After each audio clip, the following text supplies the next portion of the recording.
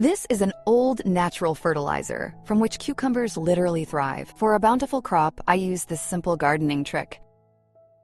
This natural fertilizer is rich in potassium, calcium, and magnesium.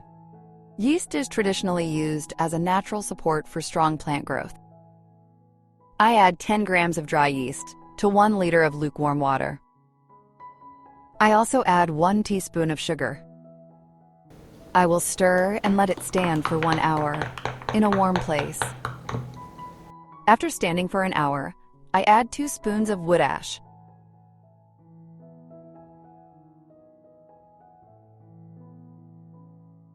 I'll stir.